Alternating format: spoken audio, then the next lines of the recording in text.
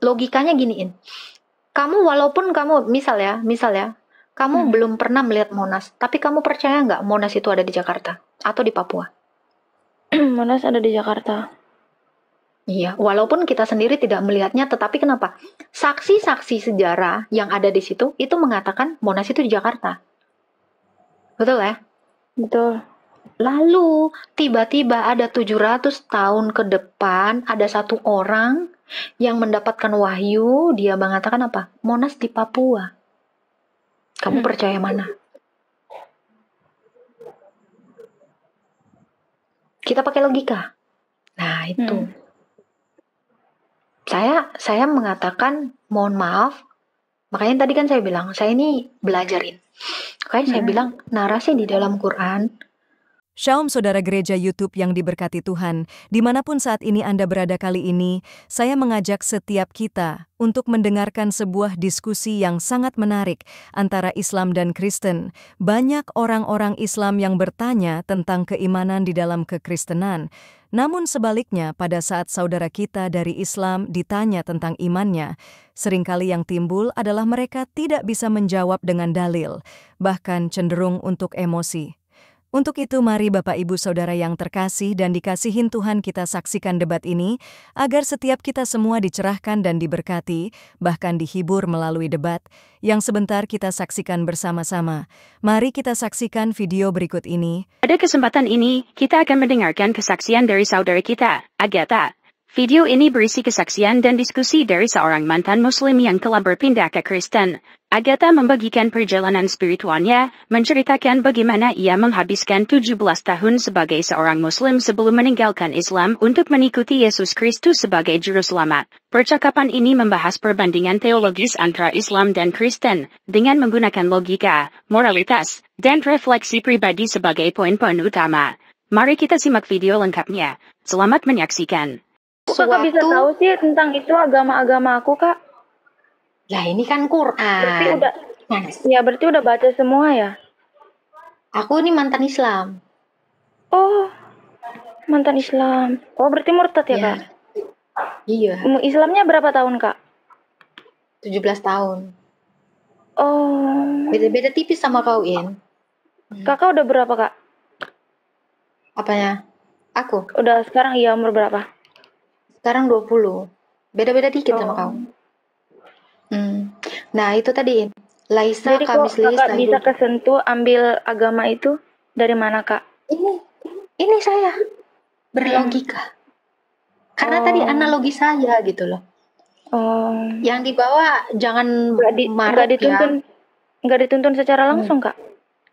Dituntut maksudnya gimana? Kayak kakak sekarang kan lagi ngingetin kalau agama yang ini benar. Saya itu belajar. Saya cari tahu, saya mengenal Allah, saya mengenal Tuhan yang satu, sehingga saya bisa membandingkan. Mana yang benar, mana yang tidak. Baik secara iman, maupun secara moral, bahkan secara logika. Jadi, kedua agama ini, saya bandingkan, saya compare dengan moral, dengan iman, dan dengan akal.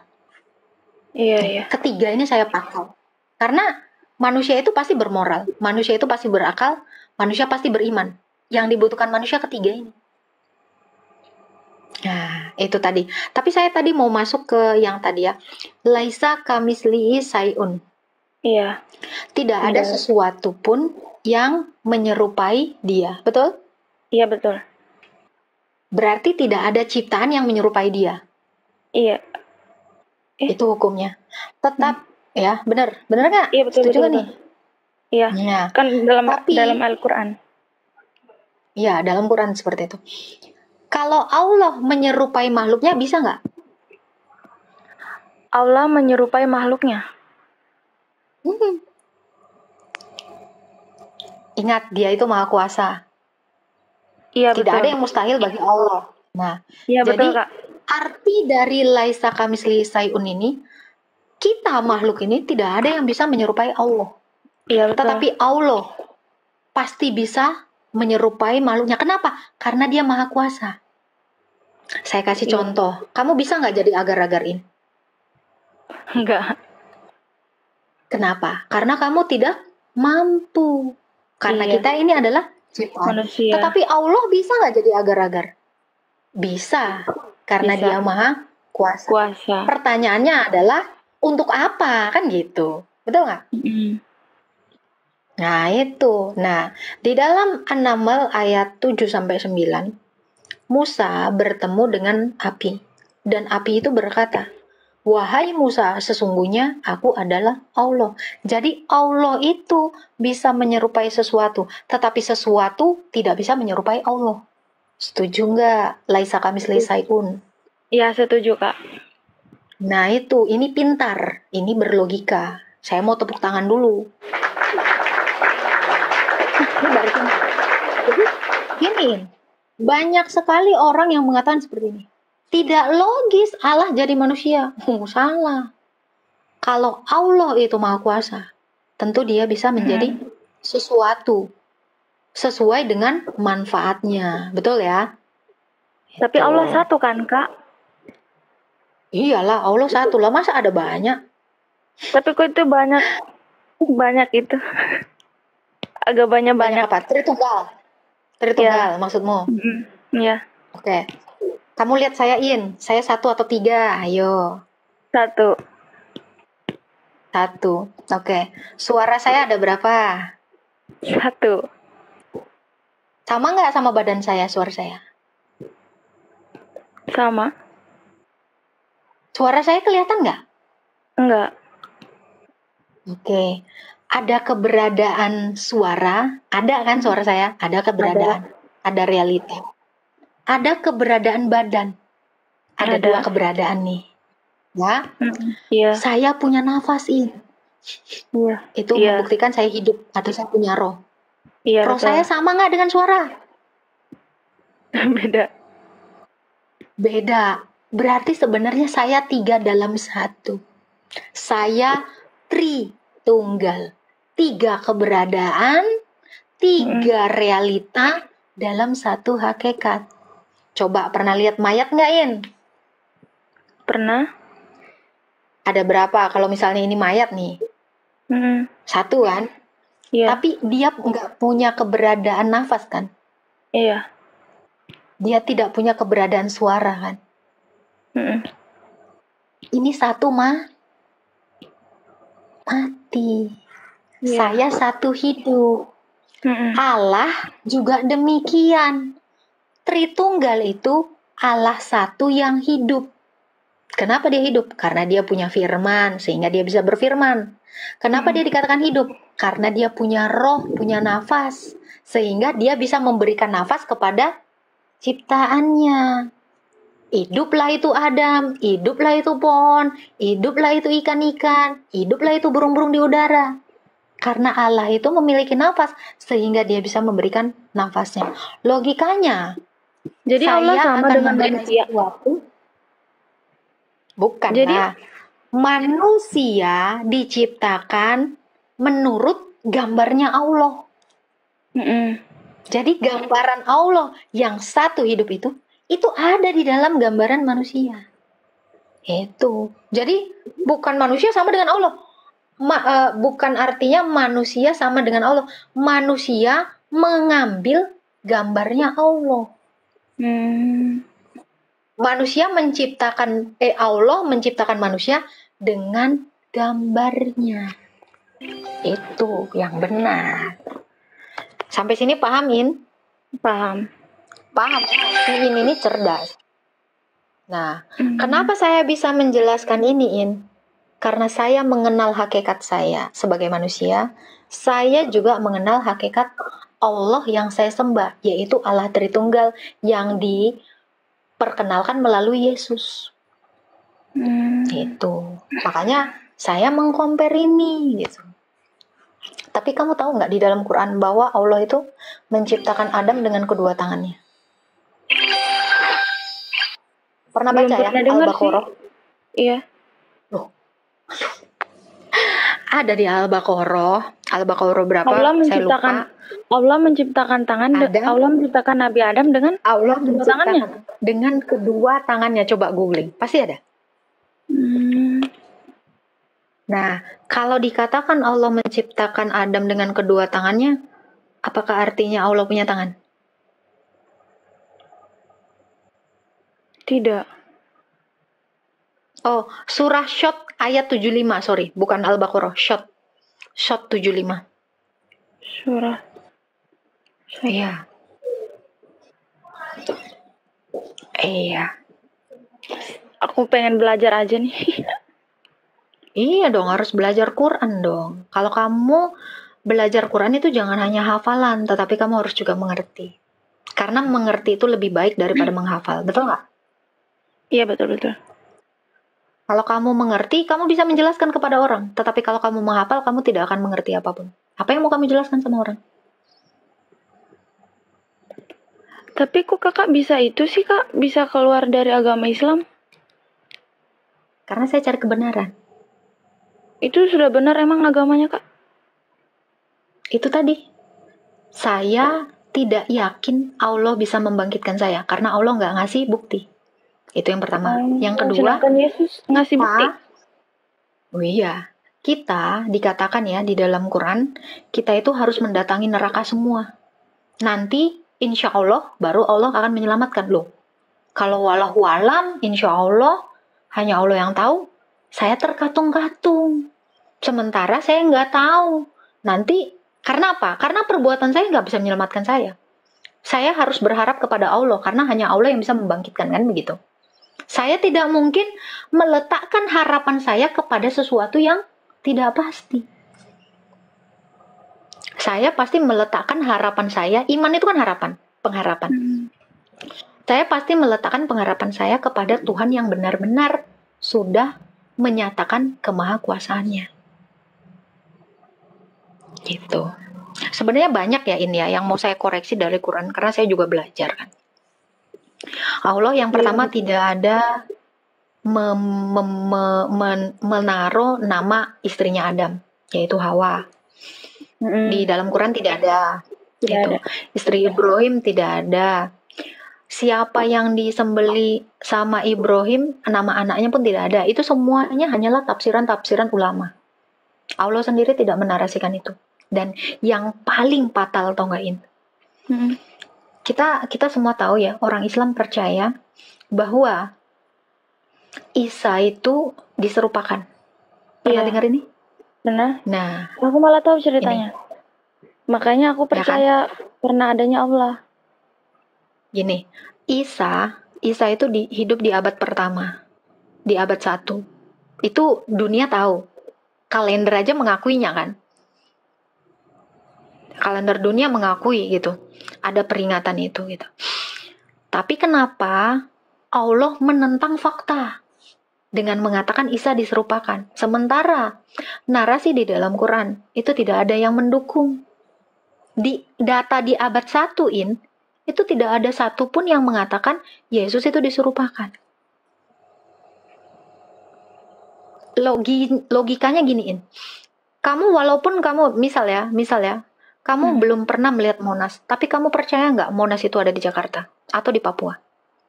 Monas ada di Jakarta. Iya, walaupun kita sendiri tidak melihatnya, tetapi kenapa? Saksi-saksi sejarah yang ada di situ itu mengatakan Monas itu di Jakarta. Betul ya? Betul. Lalu tiba-tiba ada 700 tahun ke depan ada satu orang yang mendapatkan wahyu, dia mengatakan apa? Monas di Papua. Kamu percaya mana? Kita pakai logika. Nah, itu. Saya mengatakan mohon maaf. Makanya tadi kan saya bilang, saya ini belajarin. Makanya saya bilang narasi di dalam Quran Allah itu menarasikan sesuatu yang tidak ada saksi, tidak ada bukti. Kalaupun ya diserupakan, dengan siapa diserupakan? Allah juga tidak ada jawabannya di dalam Quran. Itu yang pertama. Yang kedua, apa alasan Allah menyerupakannya? Apa alasan dia sampai dia hampir disalibkan Isa ini? Digantikan gitu. Nah, sebenarnya dari satu narasi itu akan timbul sekali banyak polemik dan pertanyaan-pertanyaan. Quran tidak bisa menjawab itu. Selain berspekulasi dan mengambil data dengan menarasikan, oh Yudas, oh Simon dari Kirene, oh si ini. Loh, iman itu nggak bisa berdasarkan pendapat. Iman itu harus dari Allah dong. Teguh. Ya. Gitu. Itu yang lainnya. Tentang moral in. Ya, kita semua udah tahu ya. Di dalam hadis, di dalam Quran sendiri ya. Saya spill satu surah ya. Abasah ayat 1. Nabi yang mendapatkan wahyu, bisa-bisanya dia berwajah masam kepada seorang yang buta, yang ingin mensucikan dirinya. Ini bicara tentang moral. Itu satu. Yang kedua, ada surah At-Tahrim yang mengatakan apa yang sudah dihalalkan Allah jangan kau haramkan. Pas dicek asbabul nuzulnya, ternyata di situ kedapatan Nabi ini yang mendapatkan wahyu ini, dia kepergok lagi mafia berhubungan badan dengan pembantu dari Hafsah istrinya yang lain. Saya tidak melihat moral yang baik di sini. Nabi siapa? Kalau kita spill juga Nabi Muhammad. Apa ya? Itu ada At-Tahrim. Di surah At-Tahrim itu ada. Pernah dengar ya? Di dalam Quran ada surah At-Tahrim. Surah ayat berapa tuh, Kak? Itu ada. At-Tahrim ayat berapa ya? Ayat 1 kalau nggak salah. Bentar. Om Aimat, di At-Tahrim ayat berapa itu Om Aimat? Saya lupa. Bentar, At-Tahrim ayat 1 sampai 5. Ada. Oke. Asbabul nuzulnya. Nah, itu. Lalu yang lainnya lagi ya, yang ketiga ya. Itu sempat saya bikin juga di VT saya. Tahu nggak? Kenapa kamu berhijab? Ya, itu ada di surah apa ya? Saya lupa loh. Ayat hijab surah berapa ya, Mat ya? Saya bikin loh itu di VT saya. Kakaknya keren banget loh. Al-Azab ayat 959. Ya. Al-Azab itu di surah Al-Azab itu kenapa perempuan-perempuan itu diperintahkan untuk berhijab? Ternyata setelah saya cek asbabul nuzulnya, hadisnya juga ya. Ternyata ketika salah seorang dari istri Nabi ini lagi buang air di lapangan dan kepergok sama Umar. Nah, hadis pendukungnya itu di Bukhari 143, nanti dicatat. Ya. Jadi ayat hijab itu turun karena desakan dari Umar. Untuk apa? Untuk bisa menandai mana istri-istrinya Nabi gitu, mana budak gitu. Nah, pernah dengar juga sih, Kak. Jadi kalau masalah bukan masalah kencing itu sih, kalau nggak salah tuh soal mereka pergi berperang Siti Aisyah kalau nggak salah tuh. Yang lagi bukan Saudah. Oh, Saudah. Aisyah, bahkan waktu itu Aisyah menentang, dia nggak mau pakai hijab malahan. Nah, yang lebih yang lainnya lagi ya, kamu tahu nggak perintah sholat? Al-Isra ayat 40. Tahu itu? Tahu nggak? Ternyata kalau kita lihat asbabul nuzulnya, itu Nabi itu dapat mimpi. Kan dikatakan di dalam wahyunya, tidaklah kami memberikan mimpi yang benar-benar nyata gitu. Nah itu, jadi perintah sholat sendiri itu mimpi. Kalau kita cek di Sirah Nabawiyah, itu dijelaskan lagi. Sirah tahu ya, buku Sirah, kitab Sirah. Nah di dalam Sirah juga dikatakan bahwa Nabi ini tengah bermalam di rumah seorang janda bernama Ummu Hani. Nah, di situ dia tertidur, lalu dapat wahyu. Nah, kalau di hadis juga didukung itu. Memang itu adalah suatu mimpi. Jadi Nabi ini diperjalankan melalui mimpi gitu. Dan ada juga guru gembul mereaksi ini dan ternyata itu di gereja Nea. Jadi kakaknya nggak percaya kalau itu Nabi Muhammad tidak pernah ketemu sama Allah. Memang tidak. Bahkan Aisyah kan pernah komplain ya, tidaklah aku melihat Robmu kecuali cepat tanggap dalam menangani syahwatmu. Ini komplainnya Aisyah, ada itu di hadis, gitu ya. Dan gini ya, yang saya bingung juga ya, ini Aisyah ini yang paling tentang moral ya.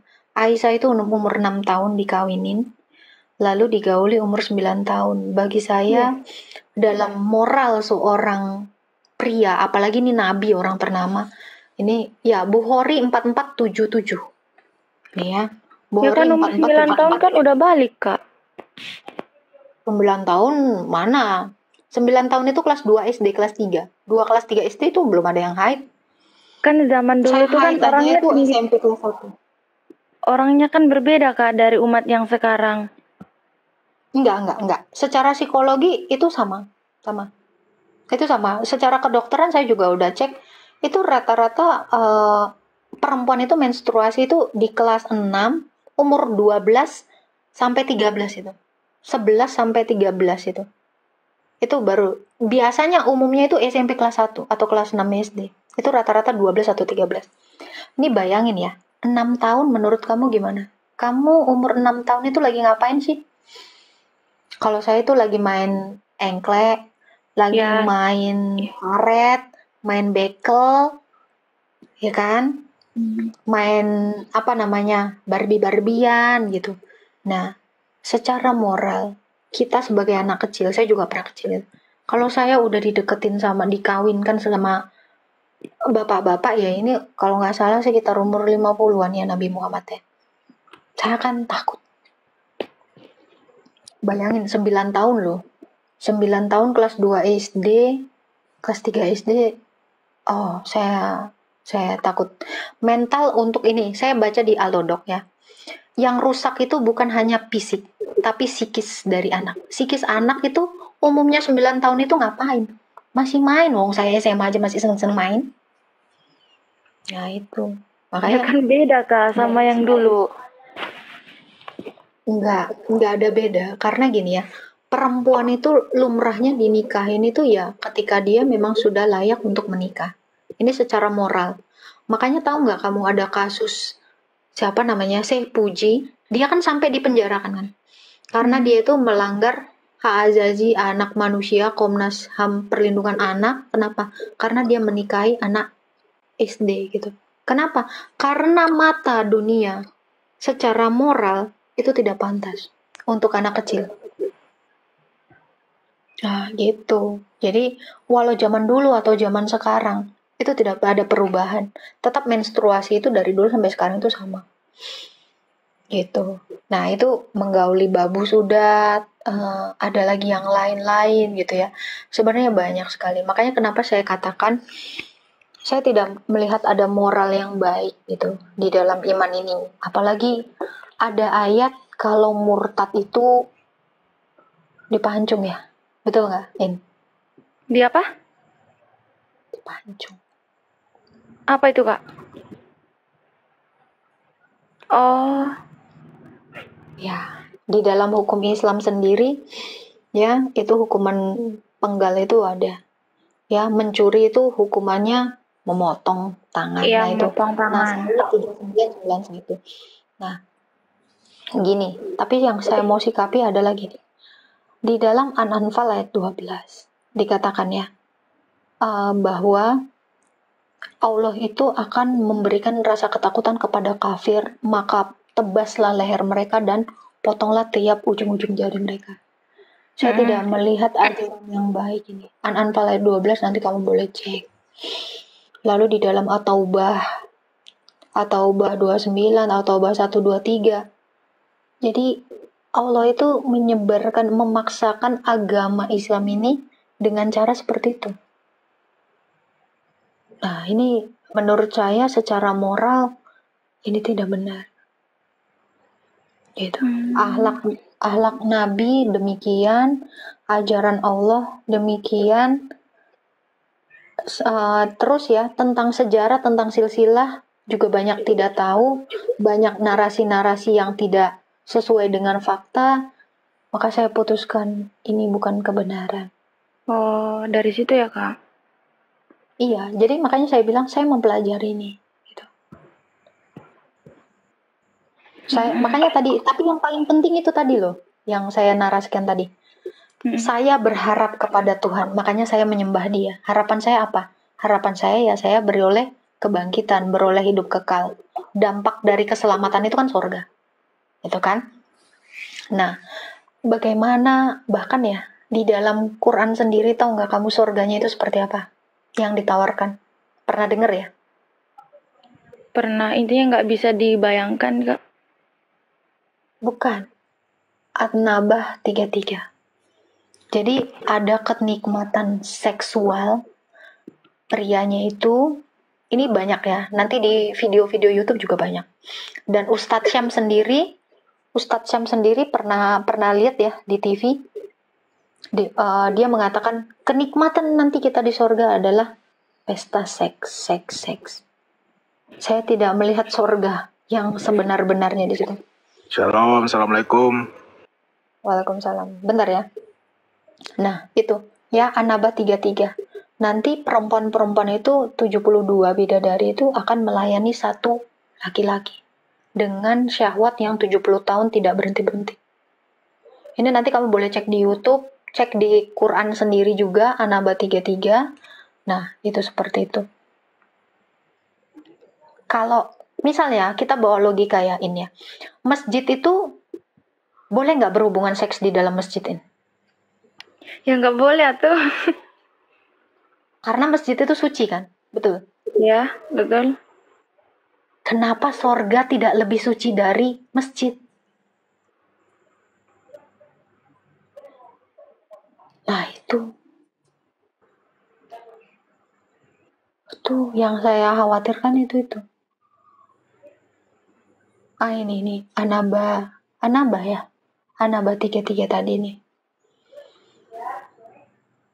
Dan Allah sediakan pula bagi mereka sebagai nama seksual, pemberi ketentraman hati.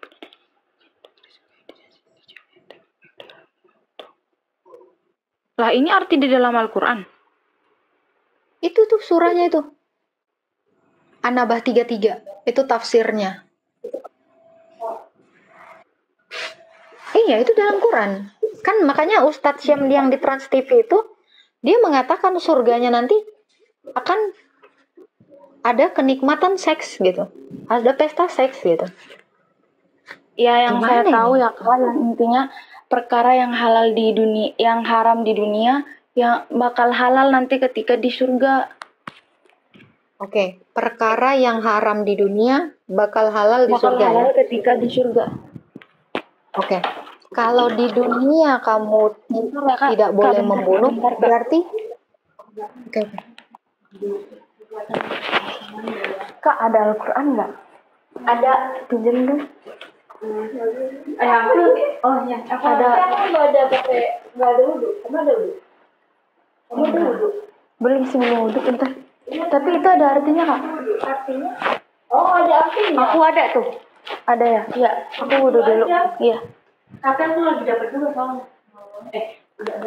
Kak, bentar ya Kak, maaf.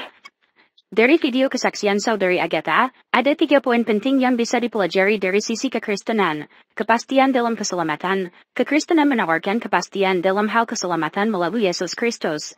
Agatha menyoroti bagaimana ia merasakan ketidakpastian dalam iman sebelumnya, tetapi menemukan kepastian akan keselamatan dan pengampunan dosa dalam Yesus. Keyakinan ini adalah aspek fundamental dalam iman Kristen, di mana Yesus adalah jalan satu-satunya menuju keselamatan, Yohanes 14 ayat ke-6, konsep kasih dan pengampunan Tuhan. Dalam kekristenan, Tuhan dipahami sebagai pribadi yang penuh kasih dan pengampunan. Kasih Tuhan dinyatakan melalui pengorbanan Yesus di kayu salib demi menebus dosa manusia. Ini menunjukkan bahwa kasih Tuhan begitu besar sehingga ia rela memberikan anaknya demi keselamatan umat manusia, yang menekankan aspek cinta kasih yang melampaui hukuman dan penghakiman. Tanggung jawab untuk menyebarkan Injil. Agatha menekankan pentingnya misi bagi umat Kristen untuk menyebarkan Injil. Dalam kekristenan, setiap orang yang telah menerima Yesus dipanggil untuk membagikan kabar baik kepada orang lain, agar lebih banyak orang mengenal kasih Tuhan dan menerima keselamatan. Ini dikenal sebagai amanat agung Yesus, Matius 28, ayat 19-20, yang menekankan tanggung jawab setiap orang percaya untuk menjadi saksi dan membagikan imannya. Kiranya kita semua dapat belajar dari kesaksian Agatha dan poin-poin penting yang dapat kita refleksikan bersama-sama. Bagi kamu yang belum percaya Yesus, kiranya Tuhan tunjukkan jalan kebenaran itu untuk kamu. Tuhan berkati. Ya, itulah diskusi yang sudah kita dengarkan bersama-sama. Tentunya, setiap kita semua sudah diberkati melalui diskusi tersebut. Bapak, Ibu, Saudara yang dikasihi Tuhan, kebenaran itu hanya satu. Kebenaran itu tidak ada dua, saudara. Kebenaran hanya satu, dan kebenaran itu akan membela dirinya sendiri, walaupun banyak orang menggugat, walaupun banyak orang menyangkal. Namun ingat bahwa kebenaran itu akan muncul, dan kebenaran itu akan menyatakan dirinya sendiri, siapa itu yang sebenarnya kebenaran yang sejati. Untuk itu, saudara, kalau saudara sudah menemukan jalan kebenaran di dalam Yesus Kristus Tuhan, tetaplah setia kepada Tuhan sampai akhir kehidupan kita. Saudara bantu dengan menuliskan pandangan saudara di kolom komentar. Tinggalkan pesan Bapak Ibu di kolom komentar dengan tulisakan, Tuhan Yesus baik, Tuhan Yesus maha dahsyat. Karena dengan ini saya percaya ini adalah bagian dari doa Bapak Ibu semua. Sampai berjumpa kembali pada tayangan berikutnya di channel ini. Tuhan Yesus memberkati kita semua. Shalom saudara gereja YouTube, saudara yang mau mendukung pelayanan misi kami untuk penginjilan generasi muda. Forum Komunikasi Pelayanan Penginjil Indonesia. Bisa melalui Bank BRI 0 42 10 10 0 48 70 560 atas nama singkatan Generasi Muda FKPPI. Dan bisa melalui QRIS ini, silakan scan barcode QRIS ini melalui mobile banking saudara. Tujuan dari pelayanan misi ini adalah untuk menjangkau banyak jiwa di pelosok-pelosok desa yang rindu untuk mendengarkan firman Tuhan dan untuk kegiatan hamba Tuhan yang menjalani penginjilan ke desa-desa untuk bisa terus mengabarkan kabar baik di seluruh tanah Indonesia. Selain melalui media sosial YouTube, kita tetap terus bisa menyuarakan kabar baik secara offline. Boleh melalui rekening ini dan bisa melalui QRIS Mobile Banking ini. Dengan cara scan barcode QRIS ini di mobile banking saudara sahabat gereja YouTube. Dan untuk mendukung di rumah pelayanan yayasan kami, bisa mendukung melalui rekening yayasan atas nama Yayasan Cipta Pelita Kasih di Bank Rakyat Indonesia atau BRI. Dan bisa melalui QRIS ini. Silakan scan barcode QRIS ini melalui mobile banking saudara. Dukung pelayanan kami di semua sektor. Dengan ini sebagaimana untuk membiayai tempat tinggal yayasan, listrik, air, dan juga peralatan pengajaran pendalaman Alkitab dan Murtadin. Seberapapun itu sangat berguna bagi pelayanan gereja YouTube, biarlah terus kita hidup dan berdampak menyuarakan dan memuliakan nama Tuhan Yesus, dan pastinya malaikat sorga bersorak-sorai karena banyak yang mengaku bahwa Yesus adalah Juru Selamat. Terima kasih Tuhan Yesus memberkati saudara gereja YouTube semua.